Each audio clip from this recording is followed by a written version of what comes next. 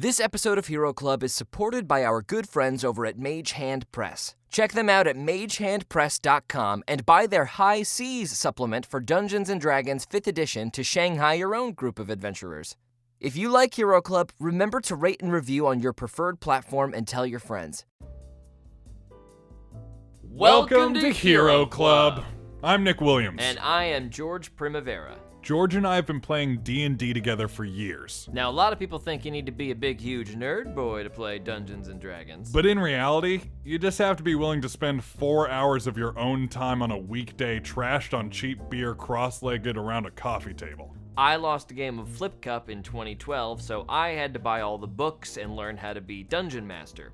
My dad was disappointed. Yeah, he was. But after a game or two, we realized that it's actually a really fun and effective way to tell an awesome story. Yeah, it's like long-form improv, but you kill more people. Here's what you need to know. George creates a world and the framework for a cool story. And the players, like Nick, create characters beforehand, all with special abilities, sometimes magical, sometimes not, and they adventure through the story as best they can, trying not to die. We, the players, roll dice to see if our improvised actions fail or succeed, trying to beat a number in George's head that he promises he doesn't change at will.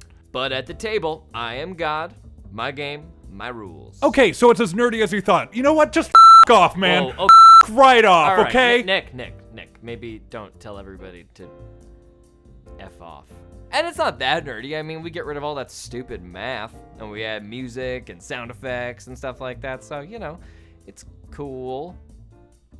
Anyway, these stories do follow a linear plot, so if you want to know what's going on, start at the beginning of any season you like, and have fun with it. Without further ado, welcome to Hero Club! Yeah! The Carnivore himself had come to Denacruz in search of Drake Muldoon's precious gem, and revealed it to be a phylactery. Oh, that's an evil magician's magical artifact for those of you getting lost in the guff. After chasing the devil away, he turned around and came at the crew with a vengeance, raining fire and rubble down on Denacruz. But every cloud has its silver lining, and in this case it was old Vivienne Stoker emerging from the surf like the cavalry. And in the week the old wives' tale spent sailing to Denacruz, he'd had more than a trouble or two of his own. 1 week earlier, Vivienne's eyes flutter open to reveal the interior of a dark dungeon lit by a few weak torches on the wall. He finds himself swinging back and forth in a tiny cage held aloft by an iron chain, stripped of his normal clothing and in a faded yellow prison gown. Below is what looks like an intricate surgeon's theater, complete with massive jars of brightly colored bubbling liquid and tubes with a thick fluorescent red sludge struggling to pass through them. On a catwalk above stands Ezra, the archpriest, flanked by a few of his war priests. Good morning, Mr. Stoker. Today you have been charged with practicing magic, a capital offense that the Crown has deemed punishable by death. Do you deny these charges? As you look up, you see Ezra's eagle head, hooked beak and all, cast in a deep shadow. Why don't you come a little closer, sweetheart? Let old Vivienne grab himself a feather. So you are declining to defend yourself? I ain't got nothing worthwhile to say to you, mate. Ezra closes his eyes, satisfied, and nods to his war priests, who leave his side. Several more purple-clad avians begin to enter the chamber, from a big set of double doors in the back. The priests of Soul City have taken this testimony into account and have arrived at a conclusion. Mr. Stoker will be put to death by way of the very practice he has insulted his kingdom with. The cage begins to descend, and several of the war priests grab Vivienne firmly, binding him tightly to the cold metallic slab. Several other robed figures take up positions near various gizmos, and with a large thrown switch, electricity begins to course through the machinery. Ezra steps forward, resting a feathered hand on a large orb on a pedestal. The feathers of his arm begin to stand on end, and a bolt of lightning fires out of his hand, striking Vivienne at full force.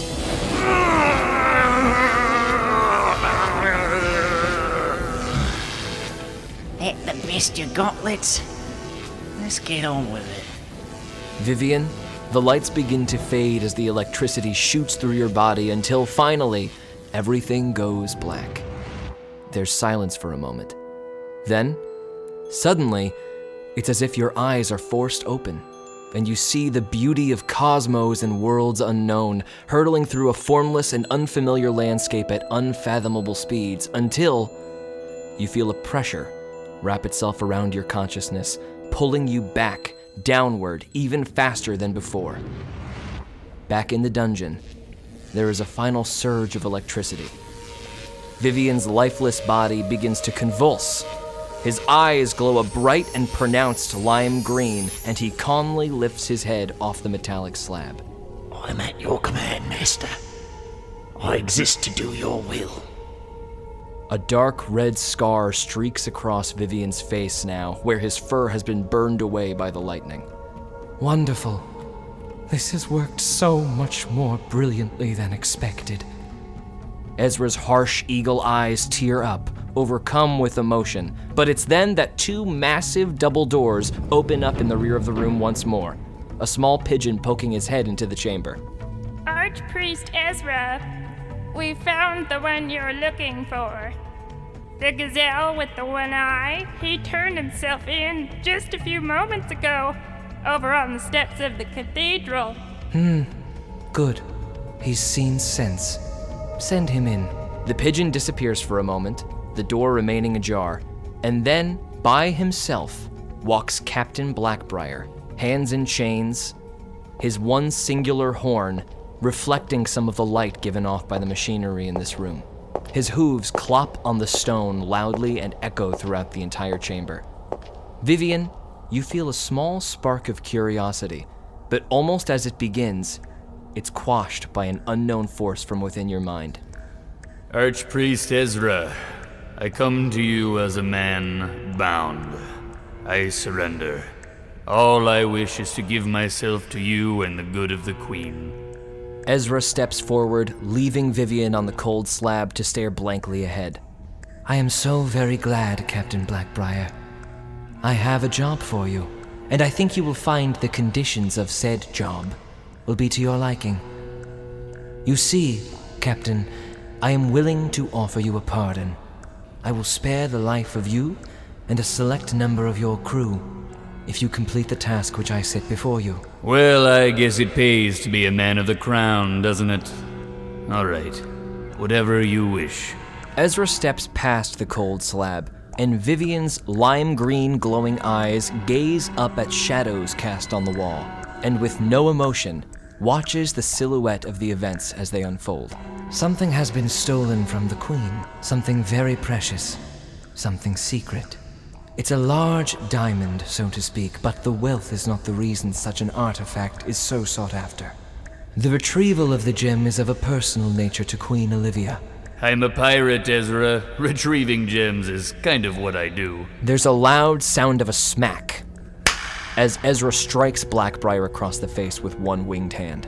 You will refer to me as Archpriest when you are in my presence, Nicholas. Is that clear? My apologies, Archpriest. Please forgive this old pirate's linguistics. You are forgiven. Now, I'm sure your knowledge of the arcane is limited, but allow me to educate you for a moment. The Queen wishes to retrieve her phylactery. A phylactery is a dark and revered object throughout arcane traditions. Within its barrier, it has the ability to hold infinite souls, and the one who has attuned their soul to this object can draw on these souls to prolong their lifespan. I'm sure you are familiar with our Queen's moniker, Queen Olivia VIII. Well, between you and me, Captain Blackbriar, there has only ever been one Queen Olivia. If you are to retrieve this gem, not only will we spare your life, but there is a possibility you will be given a position that will allow you to gallivant across the continent and the seas as you wish, as long as your loyalty remains to those above you. The silhouettes move closer together as Ezra gets right up in Captain Blackbriar's face. I'm sure you have no problems with our conditions, unless, of course, you would like to be My second gloriously successful experiment today. There's a moment of quiet, and then the silhouette of Captain Blackbriar lunges forward at Ezra. Very little can be gleaned from the two shadows merging to become one, except for Ezra's screams and a couple of heavy exhales from the gazelle. One silhouette drops, and only the shadow of a one-horned gazelle remains. Captain Blackbriar wipes his mouth. Thank you for the opportunity, Ezra. But I've never been one to apply for a job. I make my own way. Hoof clops echo in the dark chamber as the gazelle walks forward into Vivienne's view. Vivienne, a dark cloud lifts from your brain. Your eyes cease glowing and return to their normal hue, and your mind is clear, though you feel a connection to something ethereal that you haven't felt before. Returning to your own self and your own mind, you begin to process the events that you've just seen. Suddenly, your bindings release as Captain Blackbriar undoes the leather binding you to the chair. As he leans in to release you, you notice a couple of red streaks in the fur just around his mouth. Thanks for that, mate. Who are you? Don't mention it, little one. The name's Captain Nicholas Blackbriar, but you may know me as the Carnivore. Vivienne, make a history check. 11. You've heard whispers of the Carnivore, Vivienne, all of which have been horrifying. You don't know too many details, but you know that the threat in this room is now even greater than when Ezra stood before you. Vivienne extends a paw and introduces himself. Cornelius Macon. Pleasure to meet you, Carnivore. I know of Macon. I ate his tail off. You wouldn't happen to have any kangaroos in your lineage, would you? Vivienne shuffles off the slab and onto his feet and looks up at the much taller gazelle. Do I look like a bloody kangaroo, Captain? I'm gonna give you two choices, Midnight Snack. Either you come with me as a part of my crew, or you come with me as a part of me belly. Your choice. The gazelle stares deeply into your eyes with his one eye. Now that you have a good look at him, you can see that where the right eye should be is an empty socket, the lid gently closed over it. Vivienne returns the stare, Crew it is then. and he grabs a scalpel off of a nearby torture table. That's a good choice there. You're lucky I was feeling generous today. Boys, come on in. The double doors slam open, revealing a phalanx of lions marching into the chamber. A few of the purple-clad avians lay still on the ground outside. One of the lions walks up to the captain with a small satchel. Captain, we began excavating the vaults and found something you might like in particular. Why, thank you, Smithy. You always know how to cheer me up. Aye, aye, Captain. The mangy lion extends his paw, in which he is holding a small black pearl. Captain Blackbriar reaches his hand forward, holds it up to his one good eye, and smiles. Well, that looks about the right size, doesn't it, boys? Aye, sir. Aye, sir. One of you was slow on the eye, sir. Who was it? That would be me, Captain. You gotta be in sync with everybody else there, Jeffrey. Aye, Captain. Mistakes like that might lose you an arm, you understand? Oh, come on. Oh, go ahead, Jeffrey, we ain't got all day. Captain, were you still talking to me? Ay. All right, I shouldn't have brought it up. Aye, Captain. Smithy, it's not the time. Oh, sorry. Let's Captain. forget this happened. Isn't that right, boys? Aye, Captain. Aye, Captain. Captain Blackbriar takes the black pearl, holds it up to his empty eye socket, and gently peels back the lids, inserting the black pearl inside. He blinks a few times. Perfect fit. Now, begging your pardon, Captain, you'll forgive a humble old church mouse, but in all the stories I've heard, the Carnivore is he's a carnivore, Captain. How'd a one-eyed, one-horned, one-legged gazelle come to be the captain of the Briar Patch? Blackbriar smiles widely with a mouthful of serrated teeth. Well, the one leg is a pretty short story. There was a lion captain some time ago. Tried to eat it off with a knife and fork. The one horn, That's because I broke it off and excused myself from the captain's dinner table, so to speak.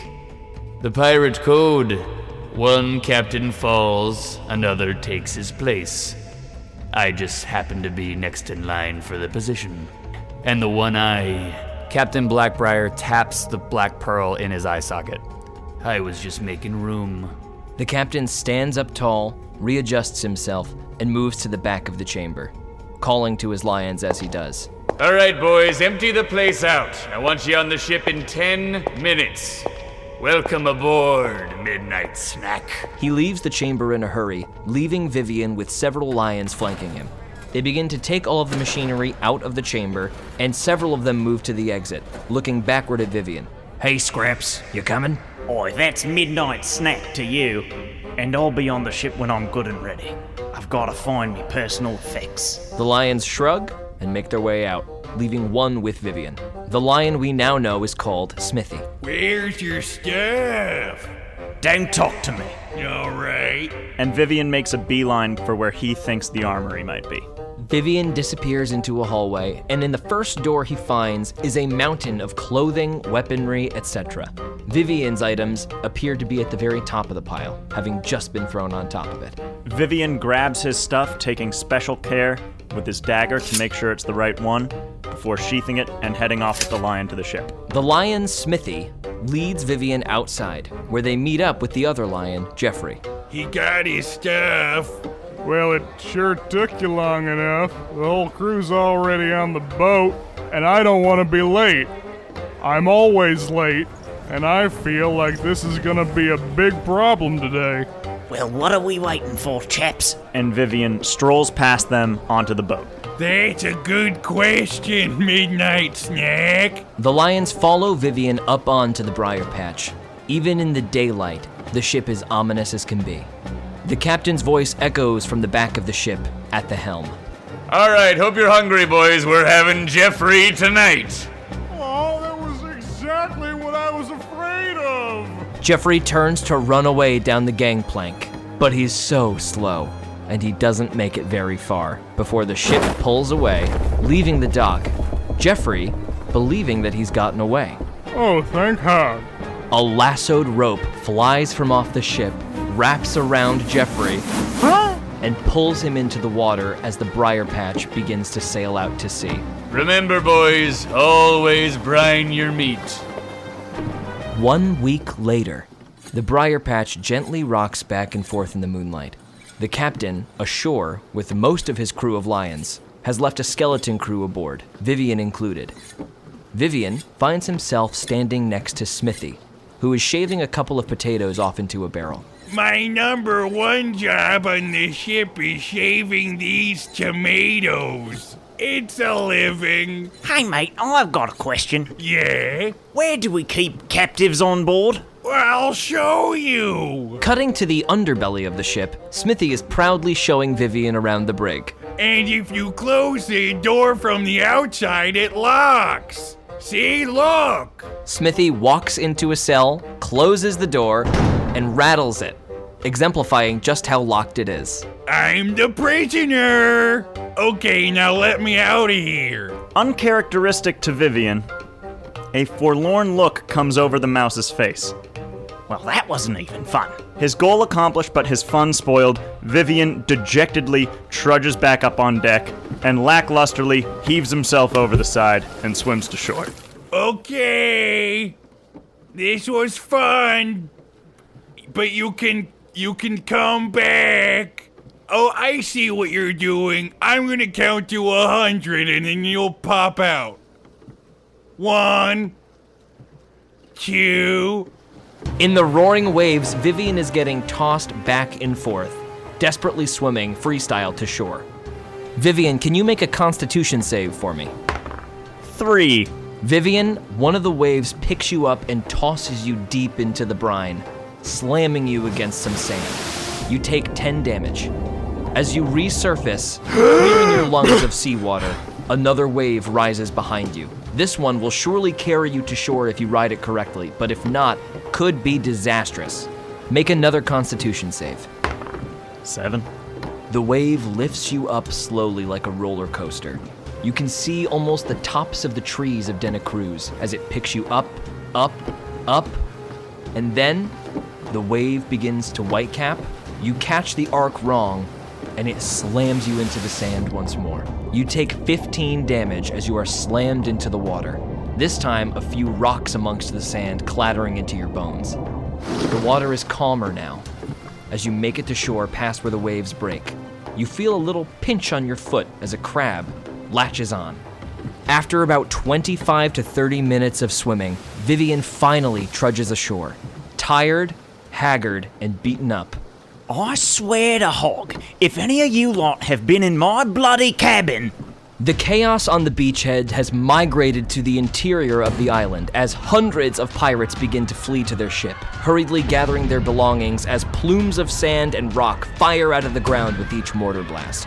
The thick foliage has provided the pirates with some momentary cover as they all take off across the small island of Denacruz, but the mortar fire is coming relentlessly, turning random sections of the jungle pirate haven into craters filled with rubble. Edgar Churchill is being supported by Lilia as Drake and Bastian exchange a few quick words with Vivienne, who just moments before came traipsing onto the beach. Good to see you, my man. Thought you'd never come. Captain? Quite a rough journey. Yeah, it wasn't bad. Well, seems like you've caught us in a bit of a pickle. An anteater, a camel, and a skunk go flying as another gigantic plume of sand explodes out from the ground. The mortar shelling continues. It is good to see you, Vivienne. We are up against a crazy gazelle, Captain. He has a knife that stopped me right in my tracks. He is not to be trifled with. Yeah, I know. I was on his crew for the past week. Good showing. You could probably give us some good intel. We know two things. He's the Carnivore, and he's after our big gem. Yeah, killed the archpriest after the archpriest killed me, crew full of lions, black pearl for an eye, armed to the teeth on board, nothing special. Vivienne, you died? Yeah, on account of getting killed. Fair enough. You look good for someone who's been dead. Spare me. Also, I think it is very important to remember that magic does not work around him. Might be the pearl. Yeah, it's most likely that pearl. Lilia joins the group running, having passed Edgar Churchill off to Kip Lockerbie, who is carrying Edgar in his arms fireman style.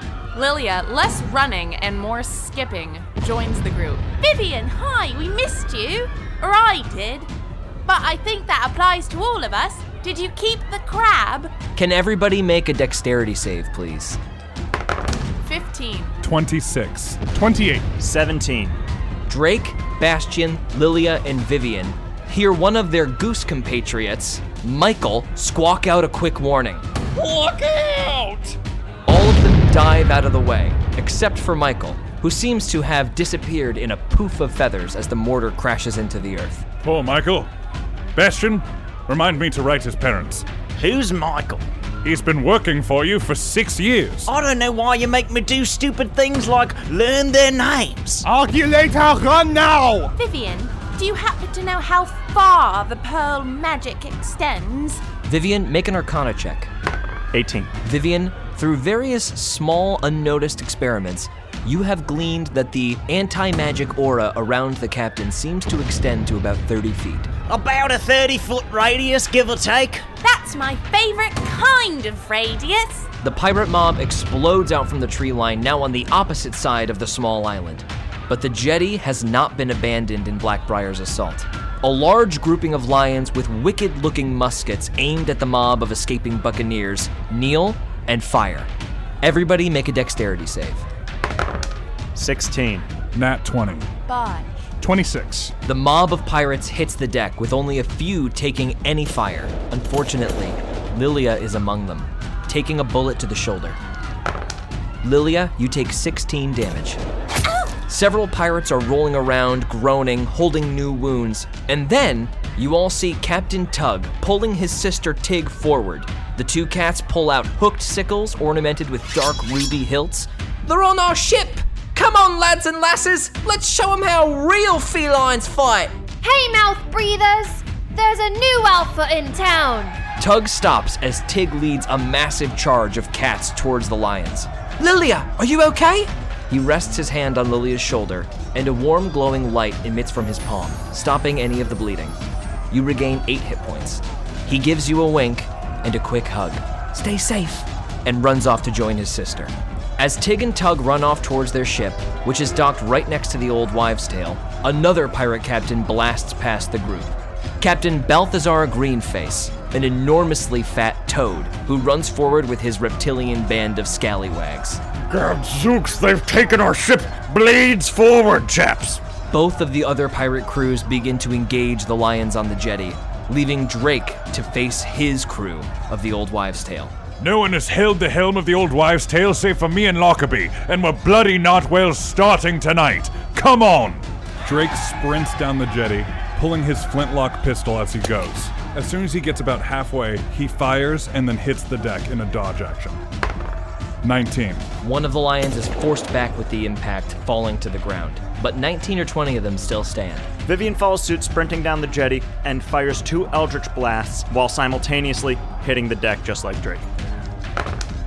15 and 28. 2 lions go flying off into the water as a green gaseous energy collides with their chests. The lions begin to form up a little tighter, taking aim once again. Bastion runs 50 feet into the fray and takes a defensive stance. Lilia, with renewed strength after a blessing from her friend Tug, lifts up her paws. Her paws and eye patch start to glow as she casts fairy fire on the shooting lions. A large cube of light engulfs the lions in this dark night. With a bit of shock, they all begin to try to dive out of this lit-up cube. A couple of the lions manage to jump off into the water, escaping, but the others become outlined in a bright violet light, suddenly very clear against the dark black background of the evening. Looking at their arms now illuminated, they shake off their shock, pick up their muskets, and fire once more into the crowd of pirates. Everybody make a dexterity save. 20. 14. 26. 15. Bastion, though at point-blank range, dances wildly around a flurry of bullets. Drake and Vivienne, with their heads in the dirt, narrowly avoid several bullets that fly overhead. But Lilia, running forward with a little bit of false confidence after her successful spell, takes another bullet to the leg. You take 22 damage. Lilia, hit the deck for hog's sake! The lions, desperately and quickly reloading, suddenly turn to the left, noticing that something has blocked out some of the starlight. The briar patch careens around the coast of the island, coming into view, and though it can't be seen from this far away, you can feel Blackbriar's presence. The sails on the menacing ship billow outward, and the galleon shoots toward the shore. Aboard the briar patch, Make yourself useful, boys. First man that brings me the phylactery gets the first bite of Smithy. Smithy is now tied to the main mast of the ship. Oh, I hope I get it. God, I hope I get it. The lions have reloaded very quickly, and gathering themselves, begin to take aim again. But after a loud ratcheting noise, you notice that a cannon on Tig and Tug's ship has been pushed to the front of the ship.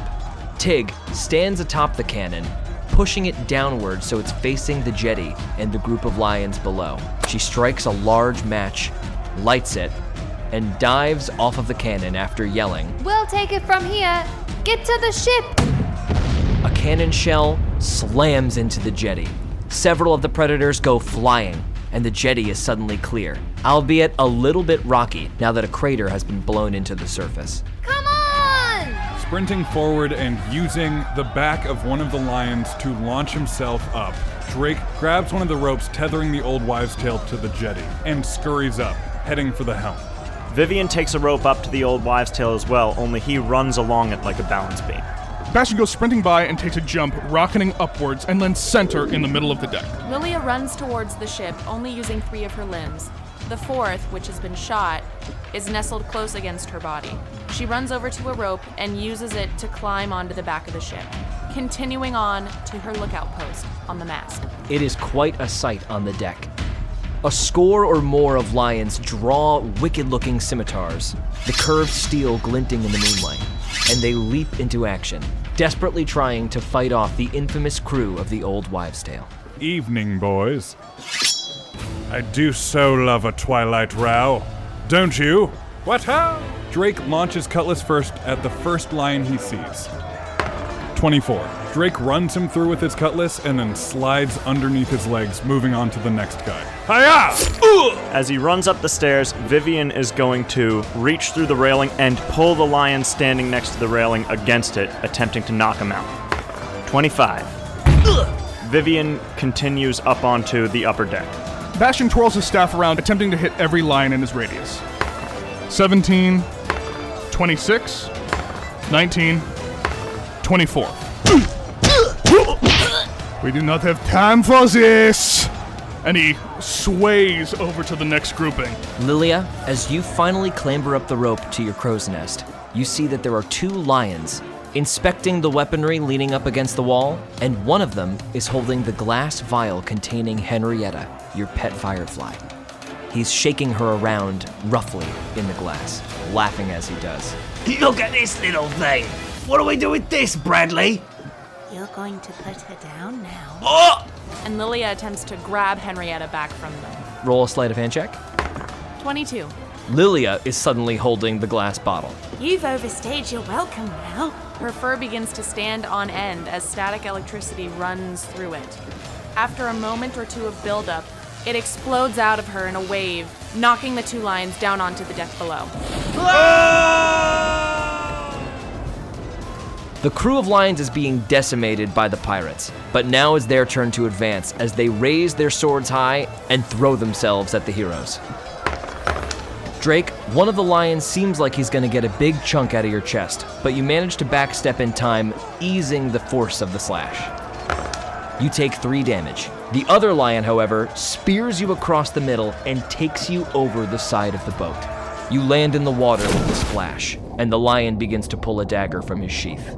Bastion, 5 lions have surrounded you on the deck, and all attempt to stab you simultaneously. Bastion, you take 18 damage as 2 of the lions find their mark. Bastion's trunk curls around one of their arms and directs their sword into their friend. One of the lions falls unintentionally. Pierce, I'm so sorry. Vivienne is also surrounded on the upper deck. Another 6 lions lunging for him.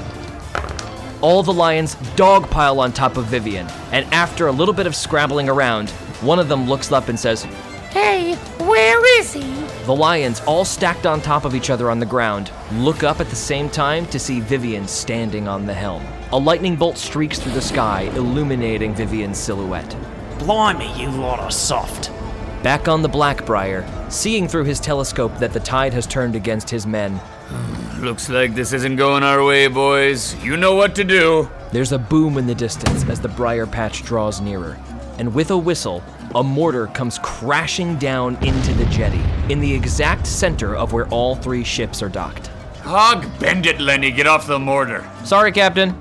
Using his fall momentum, Drake spins himself in a somersault onto the sandy bottom of the bay and rockets himself up towards the unsuspecting lion, cutlass out. 28. The lion's hat floats to the surface as Drake Muldoon follows it, emerging. Drake scampers up the side of the boat and back into the fray. A ball of bright green smoke coalesces in Vivienne's right paw, and he hurls it into the center of the pile of lions, casting poison spray. All of the lions begin to struggle as they have a hard time breathing suddenly.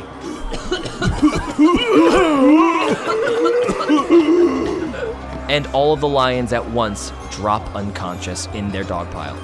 Bastion does a pirouette with his staff, hitting as many lions as he can.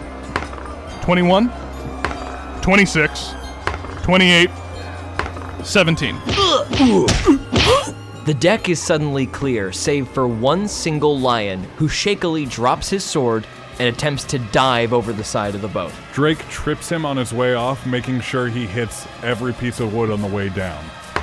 18. Whoa!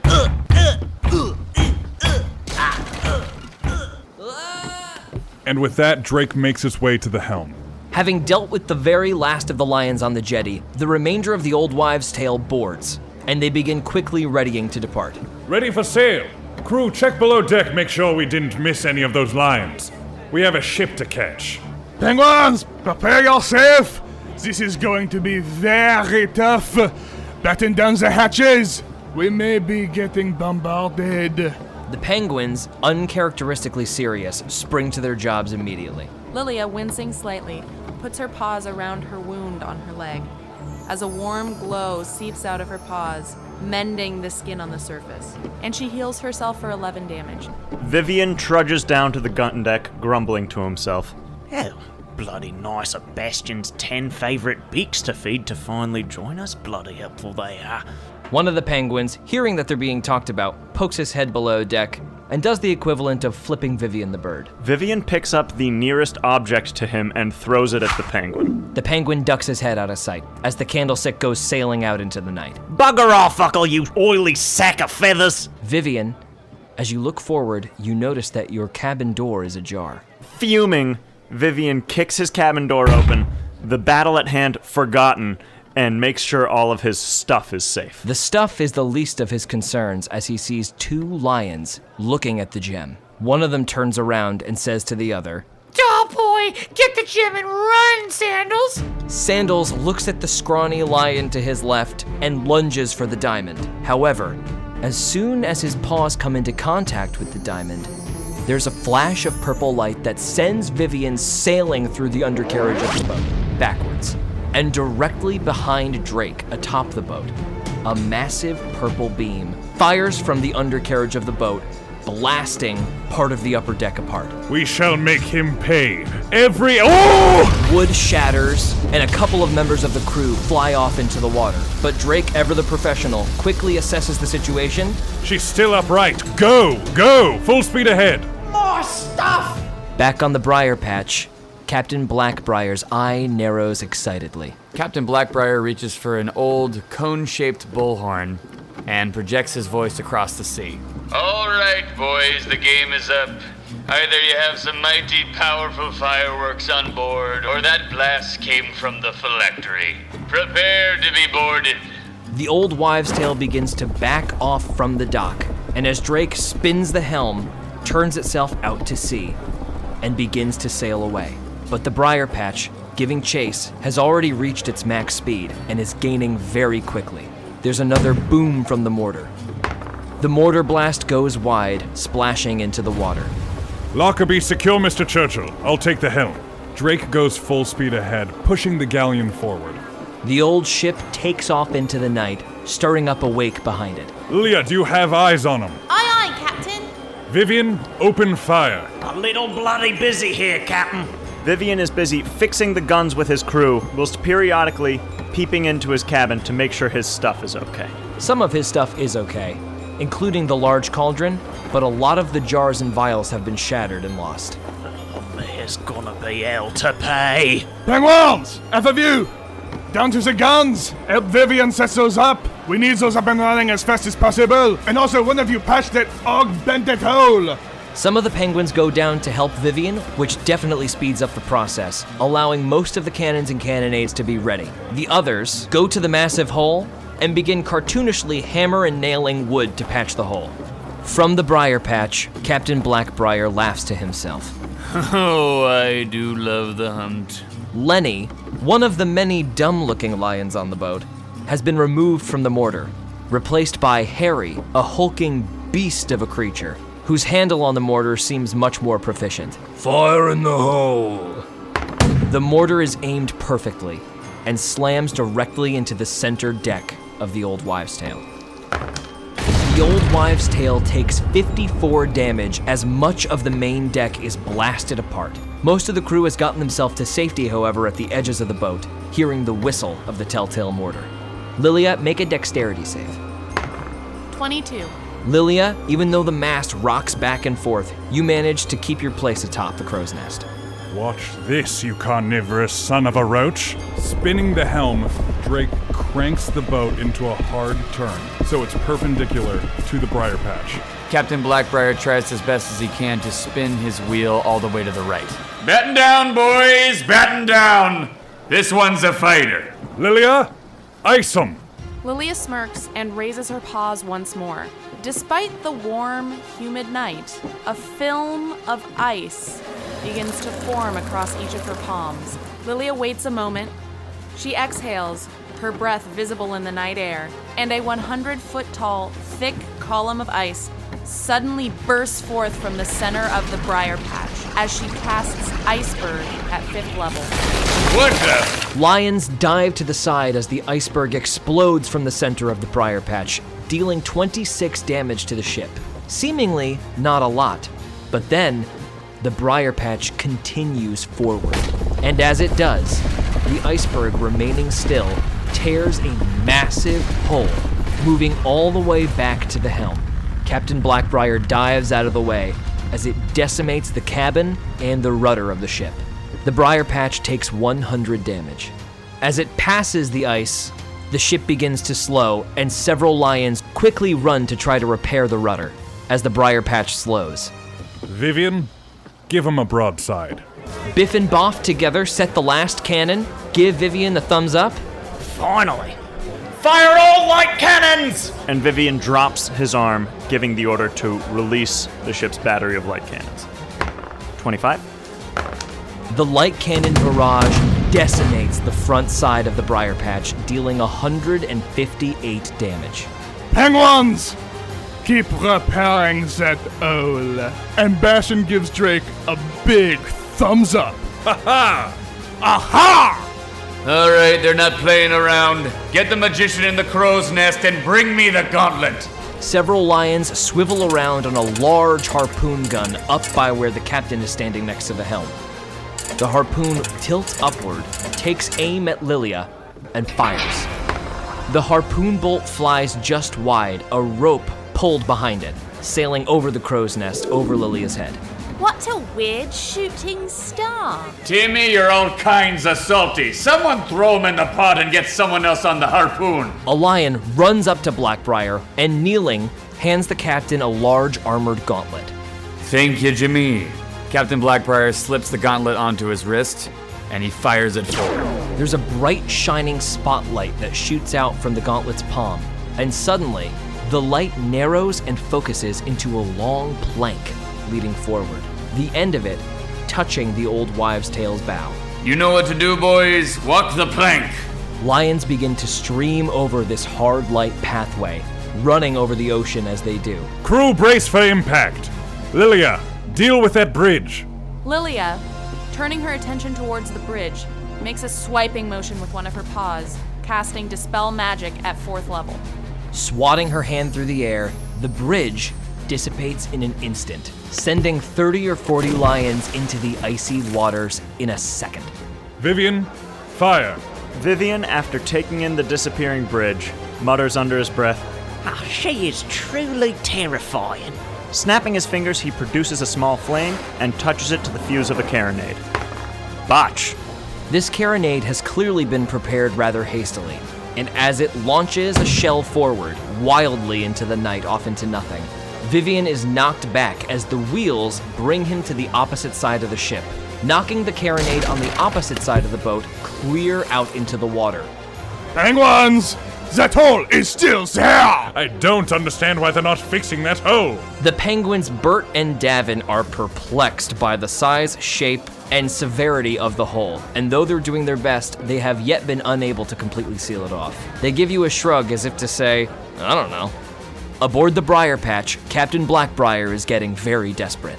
Captain Blackbriar throws off the gauntlet and attempts to turn the ship. Someone get on the harpoon. Someone with some salting aim this time. The harpoon is loaded and fired again directly at Lilia, and goes wide once more, though this time it's a little closer. However, the Blackbriar makes its 90-degree turn, and as it does, you hear a voice echo across the water. Let them have it, boys. The Briar Patch turns, and just when the cannons should fire forth at the old wives' tale, there's no sound. What's going on down there? A lion pokes his head up from below deck and yells to the captain. Captain, the cannons are all kinds of salty down here. We're doing our darndest to fix it. Thanks for the sassy update, Scotty. I'll be sure to keep that in mind. No problem, Toodaloo. All right, throw him in the pot as well. We're gonna need a bigger pot. Drake moves the ship double time in an arcing motion, bringing the old wives' tale perpendicular to the Briar Patch's bow once more. Lilia, how we looking? They're still right there. Ooh, there's a break in the hole about 5 degrees down. Vivienne, go for that one. Oi, don't tell me what to do. Vivienne quietly motions for the crew to adjust the angle of the cannons 5 degrees lower. Vivienne, put them in the water. You heard him, beasts! Give him a broadside! 22. The barrage of shells blasts the hull of the briar patch apart, sending its lion figurehead flying into the water. The briar patch's already receding momentum slows to a stop. It's dead in the water. Drake pulls up his own bullhorn and shouts across the water. I heard you were sunk by the famous Drake Muldoon. Bad luck, my man. Every ship in the fleet's coming for you. You're gonna fry either way, Muldoon. Whether it's at the stake or in my cookpot.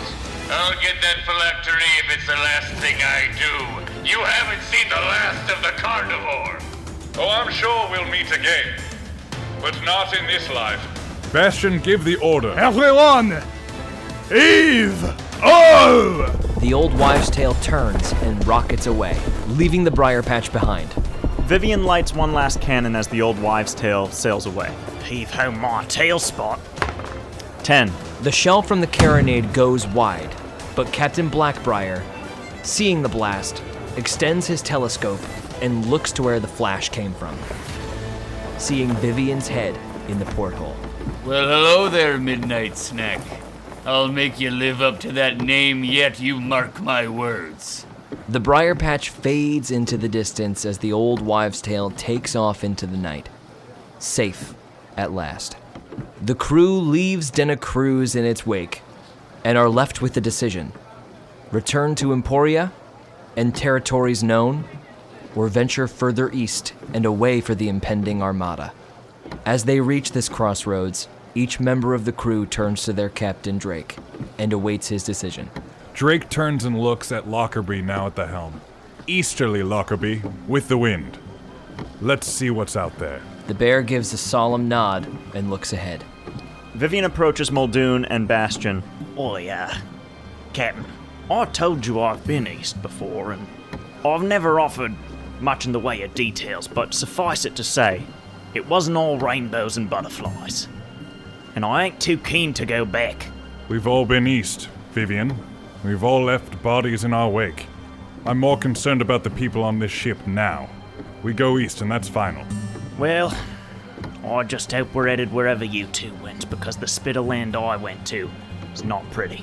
Vivienne, what are you afraid of? Drake, Bastion, and Vivienne stare at each other, none of them willing to reveal just exactly what their adventures east have been. But as we move up to the crow's nest, Lilia, finally with some time to herself, pulls out the compass, curious once again. Lilia holds it in both of her paws and closes her eyes, trying to absorb any knowledge she can from it. Unfortunately, you don't feel anything, Lilia, but your fingers begin to move along the grooves of the compass once again. Make an investigation check.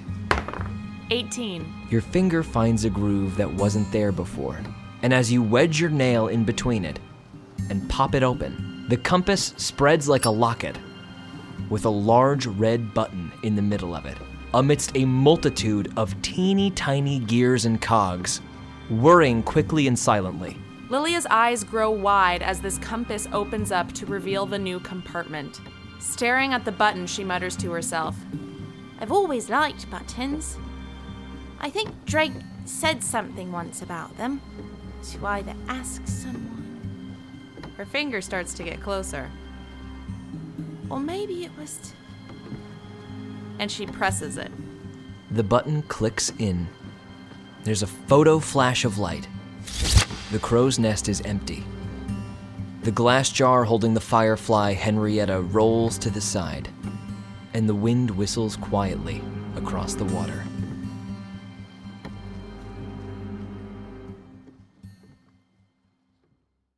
I set upon the ship at dawn, I wouldn't dare be late. Abilities were checked to see if I could pull my weight. For my first meal, a lemon peel, the best I ever ate. The grand old ship began the trip, our fortune we were making. Silver, copper, platinum, gold, I seek the things that can't be sold. This has been a Hero Club production, produced by Nick Williams and George Primavera, with associate producers Marty Abbey Schneider and Dylan McCullum. Voice acting by George Primavera, Nick Williams, Hannah Fagerbaki, Dylan McCullum, Marty Abbey Schneider, Jack Quaid, and Mariel Redlin. Theme song written by Matthew McCullum and performed by Hannah Fagerbaki. Special thanks to Kevin MacLeod and Ben Doyle for their incredible music, Magehand Press for their genius D&D 5th edition homebrew, and Marty Abbey Schneider for his amazing artwork. Thanks for listening, and welcome to the club. Deck is fine, the rigging line is glistening with dew. I'll count me blessed if I ne'er rest till this world I subdue. In every cove's a treasure trove. It's all for the taking. Silver, copper, platinum, gold. I seek the things that can't be sold. I seek the things that can't be sold. They mostly make me shave potatoes. My number one job is shaving potatoes. Give it again. My number one job on the ship is shaving tomatoes. Potatoes.